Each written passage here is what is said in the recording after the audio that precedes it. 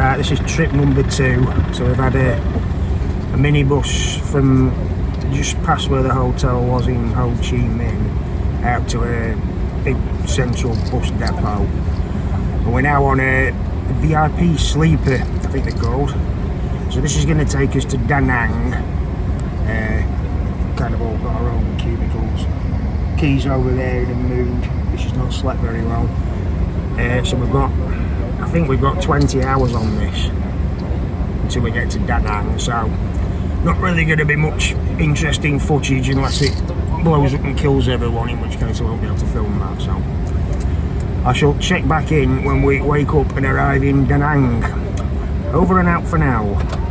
Right, so we've eventually arrived in Da Nang. So we left at 11:45 yesterday, had an hour from the hotel to a big bus depot. Then had, I think it was 17 hours from Ho Chi Minh right up the coast to Da Nang. A couple of toilet stops, and we stopped for food for half an hour, but felt like absolute crap when we got there, arrived this morning. We got to the hotel, the room wasn't ready, we had to wait 5 hours, so we had to go out and eat and drink coffee for about 4 or 5 hours before we could get into the room. But we've had a little sleep, come out for a bite to eat a few beers tonight, but the shocking thing about it is it's absolutely bloody freezing. I'm not talking about freezing like, England freezing, like, 4 or 5 degrees. It's like probably low 20s, 21, 22, something like that. But the humidity's gone, it's really fresh, and everybody's walking around with hoodies on and woolly hats. And I've got shorts and a big short sleeve shirt on. So I don't think much is going to happen tonight. There's some temple that I forget the name of it, we're going to go and have a look at tomorrow. Use a short taxi drive away. So we'll kick in when we know what we're doing then. Leave it for tonight. See you tomorrow. Hello everyone. Today can go in the Buddha Chùa Linh Ung. Yes. See you later. Stop, I can't. No, keep going. Let's keep going. Pick. Is it far away? No. Only a little bit. Good morning. So we went out last night for a few hours, and we were sat outside a bar just having a bite to eat, and it was absolutely freezing, no word of a lie. I was sat there shivering. We had to get a grab taxi back to the room, and we went to bed about 10 o'clock. But anyway, we're up and coffeeed and breakfasted, and we're going to, if I remember rightly, it's called Chua Linh Ung Temple and Figurine, which is on one of the other islands connected by a bridge. And then on the way back, we're going to try and catch the Dragon Bridge Fire Show. It's supposed to be one of the main tourist attractions, so that should be good. So we're going to get a grab over to the Chua Linh Ung Island, and we'll get back to you after that.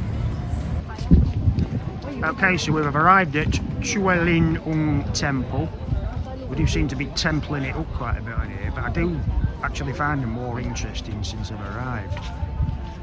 So here is it's about 300 feet high figurine of it's Lady Buddha. Keita's just told me her name, but I've kind of forgotten. She's huge, and you can go inside through a door just over there. That's made of marble, isn't she beautiful? And then opposite over there is the Da Nang Bay where we've just come from. And then beyond, over that way, is the temple pagoda. So we'll head round and have a look at that in a minute, but I'm going to see if we can go inside the figurine itself and see if we can go. I'm guessing there must be a lift to go up to the top, because there's no way I'm going to make it up there with my foot on steps. So let's go and check that out, see if we can get to the top. Where's she bloody gone?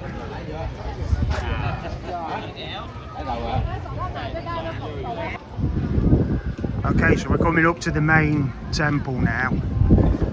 I don't actually normally do this, but rather than just waffle on and take a stab in the dark about what it's all about, I actually looked it up on Wiki.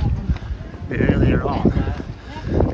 So the term Chua Linh Ung means spirit responding temple, or others refer to it as wish fulfilled.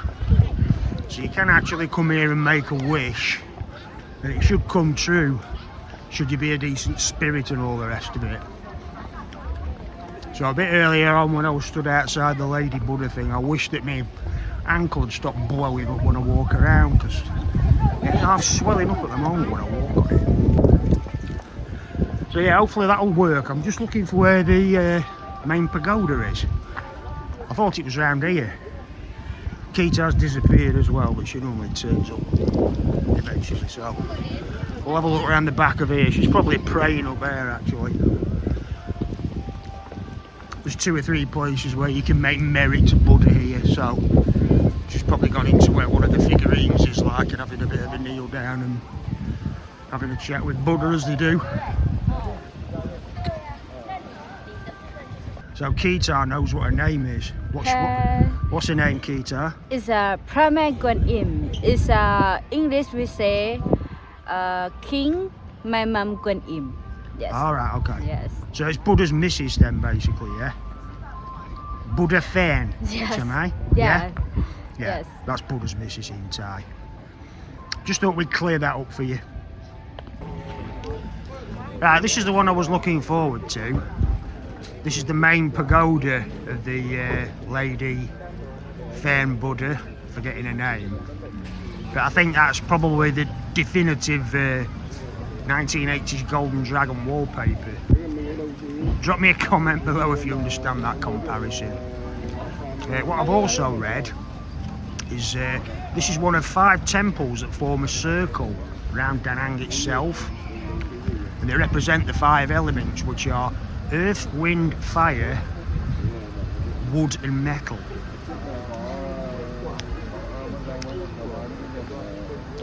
Let's take a closer look. I think that's the gate down there, so we'll have a walk up there. Key, we're going to have a walk through there. Yeah? Very cold. It's not that cold, stop moaning. We'll go through that gate down there, go to the big pagoda.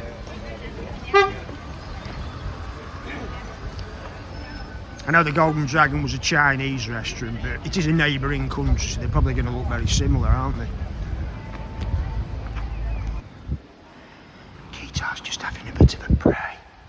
So this is the inside of the lower floor of the pagoda. Just looking at some of the bronze statues. You've got to take your shoes off in this part. I'll make you a noise. Oh, like those dickheads over there which are making too much frigging noise.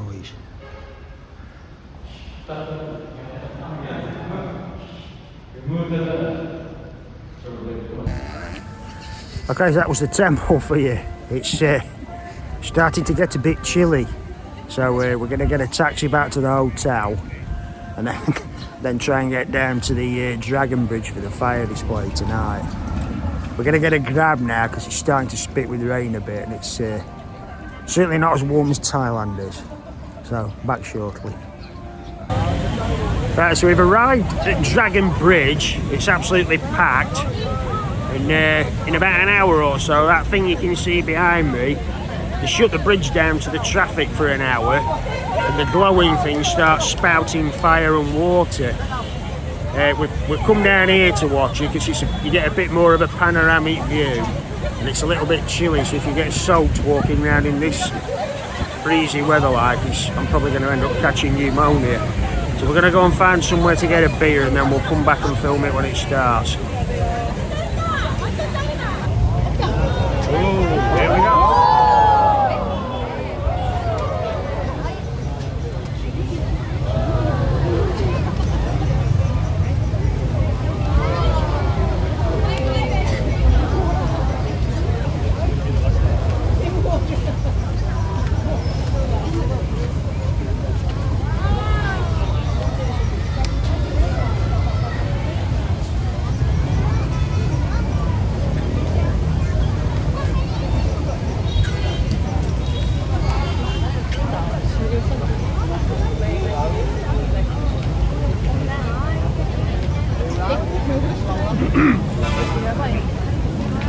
that's it, I'm going to feel very short-changed.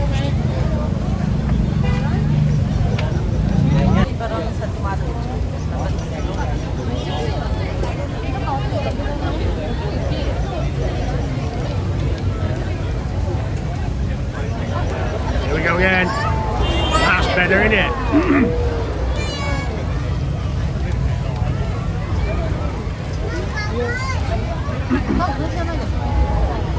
Of course, my tour guide the other day down on the Mekong told me that in Vietnam, legend has it that dragons don't breathe fire, they breathe water. So there's a good chance if you stood on the bridge, you're probably going to get soaked.